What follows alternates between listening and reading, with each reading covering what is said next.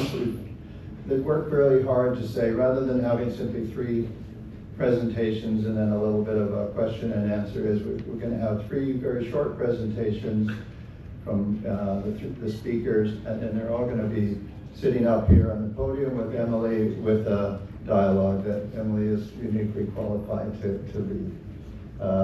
Global Initiatives Committee also is appreciative of the fact that this organization is particularly good at asking good questions. So we're going to be having the opportunity, and we hope that, as always, you take this up and ask questions of the speakers that stimulate both your own interest and the interest of other people in the audience. Global Initiatives Committee of LAI is co-hosting this particular program event. So part of our mandate is to once a year to be able to have an event like this that is live as a Global Initiatives feature, as well as the virtual webinars that you've probably heard about a little bit already. You can find all of our virtual events on the brand new, pretty much, LAI website on the events page. The key theme of global initiatives has been housing affordability. And so that's the focus of today's presentation. And what we've got is we've been presenting, I think, 3 or 4 different perspectives. Missing middle housing was one. We had another one where we've introduced, I think there's an author from the New York chapter who talked about housing affordability and the ownership perspective. And then we've toured physically projects in Barcelona, in Phoenix, and I think also in Sacramento, in fact. And so today we're going to be talking about Montreal and some of the things that are going on in this community in terms of really innovative approaches to housing affordability, and we'll let Emily talk to you more about that. As I say, today's session is being moderated by Emily Aiden, and she kind of hails from our Vancouver chapter. She's been the senior planner at 3 different municipalities in the Lower Mainland. She's recently a fellow of the Canadian Institute of Planners. She's a prolific author. She just has an upcoming book with the working title, let me get it right, The Urban Curious Guide to Europe.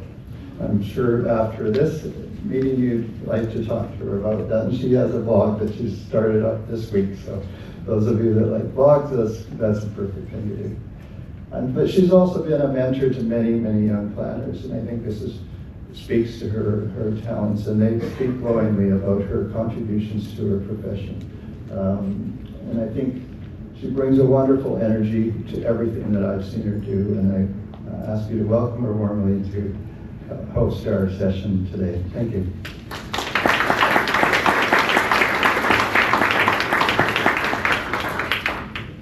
Thanks so much, Rick. What a pleasure to be here today in front of you all. So early on when we talked about this conference, we knew, of course, that we needed to talk about housing affordability. I've been talking with other professionals lately, and one of the things we were commiserating on is that a lot of really important issues are ebbing and flowing in public consciousness, and going from, to mix metaphors a bit, the front page of social of the media and social media, and then receding again. There's quite a lot of issues that are coming and going in that way, critical issues, and the one exception to that is housing affordability. As a person I was talking to the other day was saying, it's only ever going in, that crisis is only going in one direction, up. Things are getting worse, and everyone is very aware of that, and everyone's really grappling with it in a deep way. And we have deep thinkers here today on our panel who are grappling with it in a deep way, and we know that this is going to be a great and very important discussion. It's a really unique time, and we know that the housing crisis is front and center in one of the things that we want to discuss while we gather here today and all week actually in Montreal. So really incredible to kick us off on the conference in relation to housing affordability. I'll just say a couple of remarks about how this session is formatted. I am going to ask each panelist is going to give a brief 5-minute presentation to kick us off. And then we're going to gather together for you. And I'm going to put them on the take turns putting them on the hotspot and get in some great group discussions as well. And then don't worry, I will be opening up for question and answer with the audience. So this is my 5th LAI conference. I ran into some visitors from Spain last night, and we were counting on our fingers the LAI conferences we've gone to. And one thing I can note for sure is that there will be no shortage of questions in this group. We're a very, very lively group, and I know I need to make time for your comments and questions. So we'll be making sure to do that in our panel session. And then next, I think what I will do is and hitting things here while I talk to you. What I'm going to do is give you just very brief bios for each of our 3 panelists. But please read the full bios in the program. These are impressive professionals. I don't have time to read the full bios, but very pleased that we were able to bring them today. So Craig Sklenar, and he'll be giving the first presentation. He's the principal of urban design at Arcadis, formerly IBI, I found out. He's an urban designer with 20 years experience both in the public sector and the private sector, with a really deep focus on urban redevelopment and housing affordability. He's going to be starting us off with a big picture overview.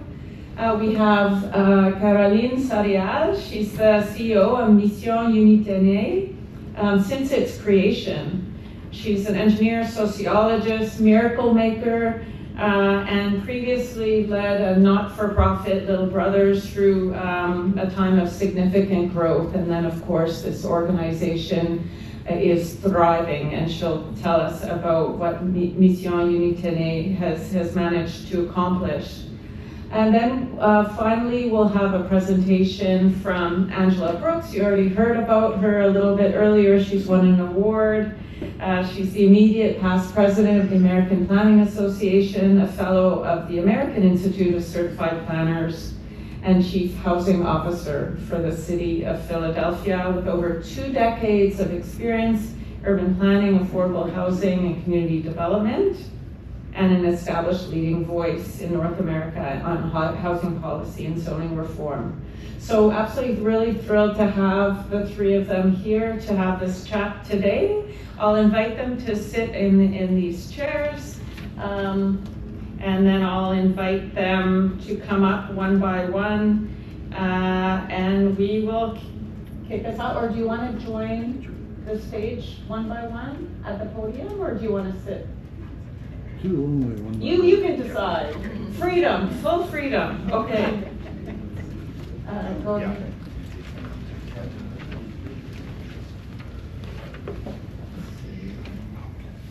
I don't know how to. Rick, we need your help. Yes. Very good. And I get you set up. This is not my day job.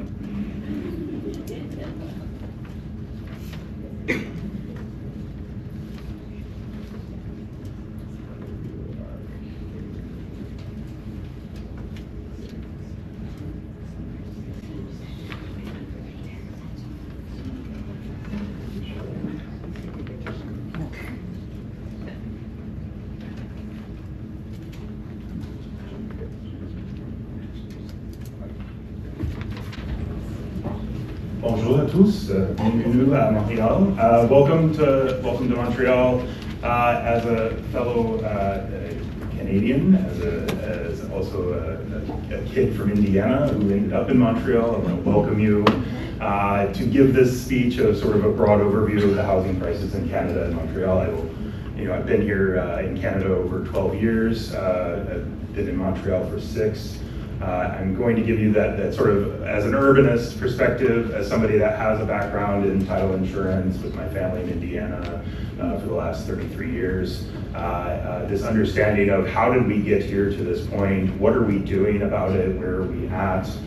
This picture I took in the metro the other day is a great example of it. We have a housing crisis. We've had a persistent housing crisis in Canada and Montreal, and we're starting to see this sort of long, protracted issue bubbling up in all of our public spaces and across our communities. And so here we're really trying to find an effort in which to do that. And I welcome all of your questions as we go along. This is my community in Pointe Saint-Charles and Saint-Henri, just right near the Atwater Market. If you're available to go to the Atwater Market, I highly recommend it.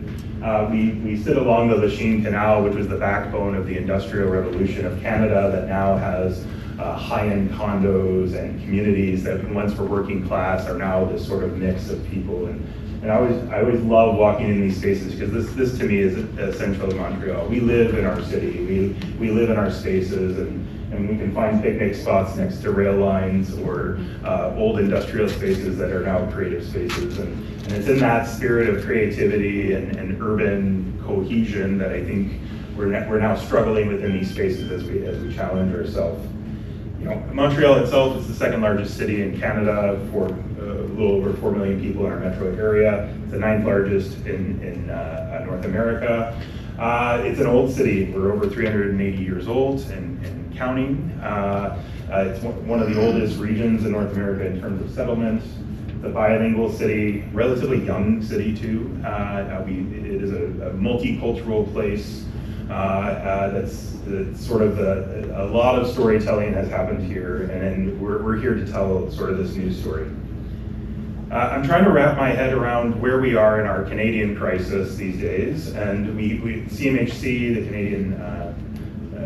the Canadian Housing Corporation, comes out with an annual report of where do we need to come for our housing supply annually to bring affordability back down below 2019 costs. So this number changes year to year. It's currently at this state of 4.38 million homes, or new homes, are needed between now and 2035 to bring our supply into a balanced approach for affordability.